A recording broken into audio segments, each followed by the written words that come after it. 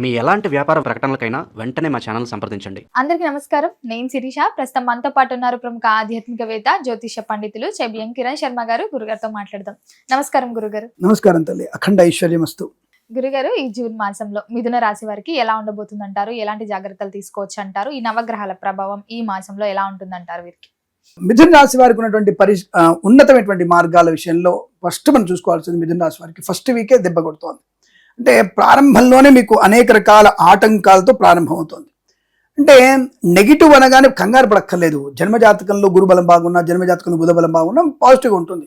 ఇవి గోచార ఫలితాలు, అంటే ఇండికేటింగ్. ఇవి జాగ్రత్తగా చూసుకోండి. ప్రయాణంలో కానీ, వృత్తిలో కానీ, ఉద్యోగంలో జాగ్రత్తగా చెప్పడం. మాస ప్రారంభంలోనే బాలేదన్నాడు అని కంగారు పడాల్సిన అవసరం లేదు. జన్మజాతకంలో సూపర్ ఉండవచ్చు, దీనికంటే డబుల్ ప్రయారిటీ ప్రెజెంట్గా ఉండొచ్చు, సక్సెస్ఫుల్గా ఉండవచ్చు కదా. అంటే నేనేమంటాను, మీరు వాహనం కొనే అవకాశం ఉంది, కొత్త వాహనం కొంటారు, బ్రహ్మాండంగా ఉంటుంది, మంచి కారు కొంటారు, మంచి మంచి వ్యక్తులతో పరిచయం ఉంటుందని చెప్తాను నేను. మరి కారు కొంటారని చెప్పిన తర్వాత మాస ఫలితాల సరికి డీజిల్ రేటు పెరుగుతాయి, డీజిల్ లైన్లో ఉంది, డీజిల్ దొరకదు, మీకు జాగ్రత్తగా ఉండండి, ప్రధానమంత్రి గారు పొదుపు చేయమన్నారు, పొదుపు చేయమని చెప్తాను నేను. మాస ఫలితాలు ఇది అంటారు కదా, బోడగుండికి తాత గుండికి ముడి పెడితే ఎలా ఉంటుంది మనకి? ఇప్పుడు మోకాలకి బోడగుండి ముడి పెట్టవద్దు కదా. మాస ఫలితాలు వేరు. ఇప్పుడు గోచార ఫలితాల్లో మీరు కారు యోగం ఉంది, ధనయోగం ఉంది, ఐశ్వర్యం అని చెప్పవచ్చు.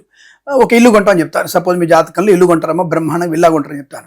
మాస ఫలితాలకు వచ్చేసరికి ఏ రవి బుధులు ఎక్కడో 12వ స్థానం నుండి కుజుడు అష్టమంలో ఉండాలి అనుకుందాం. వెంటనే ఏమవుతుంది, అమ్మ మీరు విల్లా కొనే అవకాశం ఉంది కానీ డబుల్ రిజిస్ట్రేషన్ అవుతుంది, జాగ్రత్త అంటాను.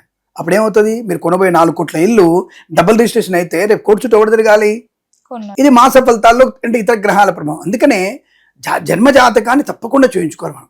గోచార ఫలితాలు అనేవి ఎలా ఉంటాయంటే, మేమేం చెప్తాం, నేను చెప్పే అందరికీ కామన్గా అర్థమయ్యేట్టుగా, ఇక్కడి నుంచి మీరు బెజవాడ అంటే భాగ్యనగరం నుంచి బెజవాడ వెళ్ళడం ఖాయం.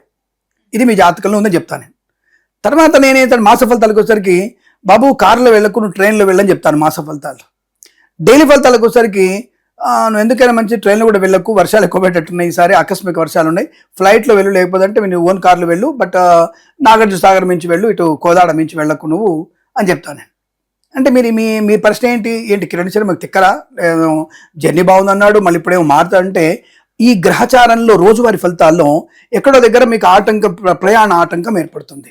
ఆ మాస ఫలితాలు ఇతరుల వల్ల మీకు ఇబ్బంది కలిగే అవకాశం ఉంటుంది, మీ కారు ఎక్కడన్నా స్ట్రక్ అయిపోవచ్చు అన్నటువంటి భావన ఎక్కువగా కనపడుతుంది. కాబట్టి వ్యక్తిగత జాతకం ఎప్పుడైనా చూపించుకునే ప్రయత్నించాలి. బట్ గోచారం అనేది సూచకం శాస్త్రం. దీని విషయంలో మిథున రాశి వారికి ఫస్ట్ వీక్లో దెబ్బ బాగా గట్టిగా పడుతుంది. ముఖ్యంగా షేర్ మార్కెట్ పత్రమే అవకాశాలు, అంటే మీ రాశి వరకు షేర్ మార్కెట్లో speculation, communities, crypto currency, bitcoin, లాటరీల వల్ల నష్టం వచ్చే అవకాశాలు, కళాకారుల క్రీడలకు ఇబ్బంది, సినిమా రంగంలో వ్యాపార నష్టం. రెండో వారంలో మీకు అద్భుత ధనయోగం, ఐశ్వర్యం, ఆనందం, రుణ విమోచనం, రోగనాశనం, విద్యాలాభం, ఉద్యోగ లాభం, విదేశీయానం, బంధుమిత్రులతో అనుకూలత, ఆనంద యోగాలు, ఐశ్వర్యము, సుఖము, శాంతము, ప్రేమ వివాహాల అనుకూలత ఉంటుంది. ఎంతమందికి ఇష్టమో ఈ మాట అనగానే, ప్రేమ వివాహాల సఖ్యతనంగానే ఎంత ముఖం విప్పారిపోతుంది అందరికీ. సో కాబట్టి మంచి ప్రేమ వివాహాలు తల్లిదండ్రులను ఎదిరించే చేసుకోవడం లేదు, అది వేరే విషయం అనుకోండి. ప్రస్తుతం అయితే మీరు అందులో ఆనందపడేటువంటి ఒక ఆనంద మధుర క్షణాలుగా మీరు 2వ వారంలో చెప్పుకోవచ్చు. ఎందుకు సో అంత వెటకారంగా చెప్తారంటే, రిజిస్టర్డ్ అవుతుంది వాళ్ళకి. ఏం చెప్పాడు కిరణ్ శర్మ అనేది రిజిస్టర్డ్ అవ్వడానికి. ఇది మీ తల్లిదండ్రులు చూసినప్పుడు మీ తల్లిదండ్రులు మీతో ఎలా ఉండాలి, మిథున రాశి బిడ్డ ఉన్నప్పుడు మిథున రాశి కొడుకుంటే ఎలా ఉండాలి, తల్లిదండ్రులకి రిజిస్టర్డ్ అవ్వడానికి ఇంత కరెక్ట్గా చెప్తున్నాను నేను. అర్థమైంది అనుకుంటాను. సరే, ఏదేమైనా సరే వీరికి అటువంటి ప్రయోజనవంతమైన ప్రేమ వివాహం ఉంది, ధనయోగం ఉంది, ఐశ్వర్యం ఉంది, సుఖం ఉంది, రోగనాశనం ఉంది, రుణ విమోచనం, పట్టుదల, శుభవార్తాశ్రవణం, సంతాన యోగం, ఆస్తి పంపకాల లాభాలు, కోర్టు వివాదాలు సమసిపోవడం, అలాగే భార్యాభర్తల మధ్య అన్యోన్యత, అనుకూల దాంపత్య జీవనం. 3వ వారంలో చిన్న సమస్యలు వచ్చే అవకాశం ఉంది. కాబట్టి లిటిల్ బిట్ జాగ్రత్తగా ఉంటే సరిపోతుంది. 3వ వారంలో కూడా చాలా బాగుంది. అంటే 2-3 వారాల్లో చాలా మంచి ప్రయోజనాలు ఉన్నాయి. ధనయోగం ఉంటుంది, ఐశ్వర్యం ఉంటుంది, ఉద్యోగంలో ప్రమోషన్, ఇంక్రిమెంటు, తాత్కాలిక ఉద్యోగం పర్మనెంట్ అవ్వడం, కారుణ్య నియామకాల ఉద్యోగాన్ని పొందుకోవడం. 4వ వారంలో మొదటి 3 రోజులు పర్వాలేదు, కానీ ఆఖరి 4 రోజులు వీళ్ళకి అంటే మాసాంతంలో చాలా గట్టి దెబ్బ పడుతుంది, జాగ్రత్త.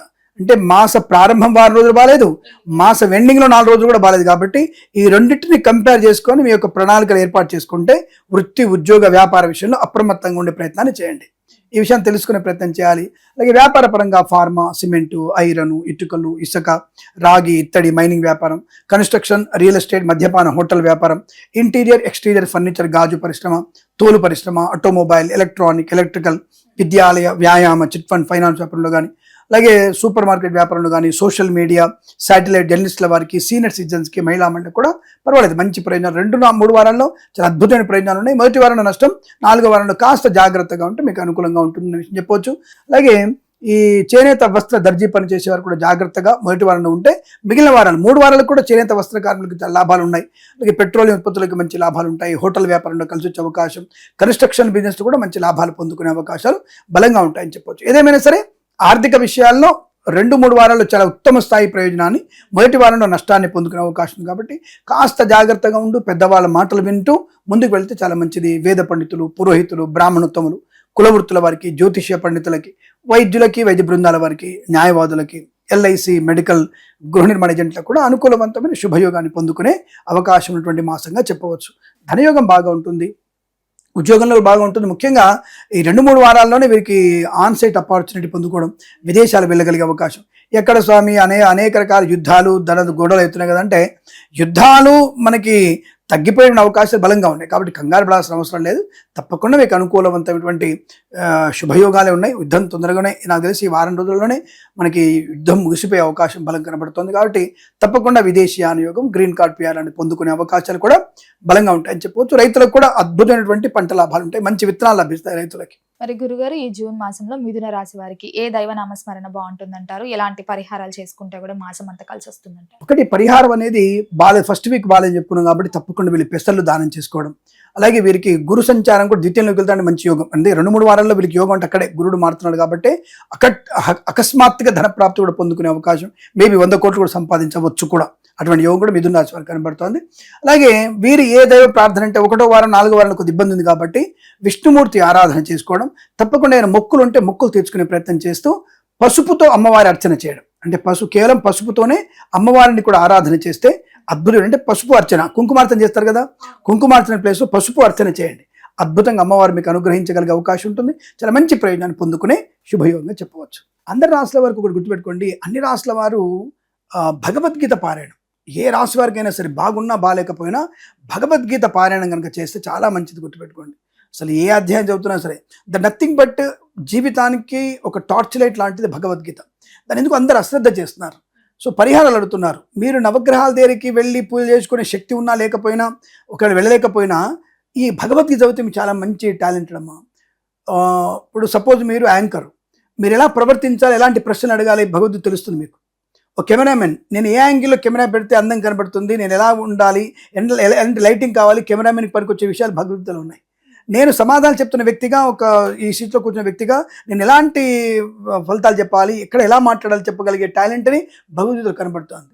ఇప్పుడు ఈ సోఫాలు ఇక్కడ ఉన్నాయి, ఈ సోఫాలు ఈ యొక్క ఇంటికి ఎంత అందాన్ని కలిగిస్తున్నాయి, ఎటువైపు పెడితే మంచి విషయం కూడా ఇంటీరియర్ డిజైన్ చెప్పగలిగేది భగవద్గీతలో ఉంది. ప్రతి విషయం నువ్వు అడాప్ట్ చేసుకోగలిగితే ప్రతి విషయంలో సమాధానం నీకు భగవద్గీతలో ఉంది. మరి ఎందుకు దాన్ని పక్కన పెడుతున్నా నాకు అర్థం కాలే. అఫ్కోర్స్ ఇప్పుడు ఇదివరకు శవాల దగ్గర పెట్టేది, దాన్ని కేసేశారు కాబట్టి శవాల దగ్గర కానీ శవవాహనంలో కానీ పెట్టడానికి తీసేశారు. కాబట్టి అది శవాన్ని దగ్గర పెట్టే శవగీత కాదు, ఇది నీ జీవిత గీతను మార్చేది అది. కాబట్టి ఎవరైనా సరే భగవద్గీతను నిజంగా చెప్తున్నా, you just read it, adapt it, మీకు 100% సక్సెస్ బాగా ఉంటుంది.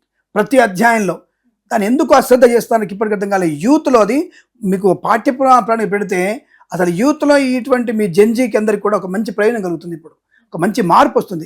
ఇది ట్రస్ట్ 100% చేయండి మీరు, దానివల్ల చాలా ప్రయోజనం ఉంటుంది. ఎవరైనా సరే భగవద్గీత పారాయణం చేసుకోండి, అద్భుతమైన ఫలితాలు మీ ఇంట్లో ఉంటాయి. చచ్చిపోతున్నాడు లేచి కూర్చుంటాడమ్మా, ఇది గ్యారంటీ. అటువంటి బలమైనటువంటి దాంట్లో నియమాలు, నీతి, సంస్కారం దాంట్లో బాగా కనబడుతుంది మనకి. గురుగారు, మొత్తం మీద జూన్ మాసంలో మిథున రాశి వారికి ఎలా ఉంది, ఎలాంటి జాగ్రత్తలు తీసుకోవాలో తెలియజేసినందుకు ధన్యవాదాలు. కళ్యాణమస్తు.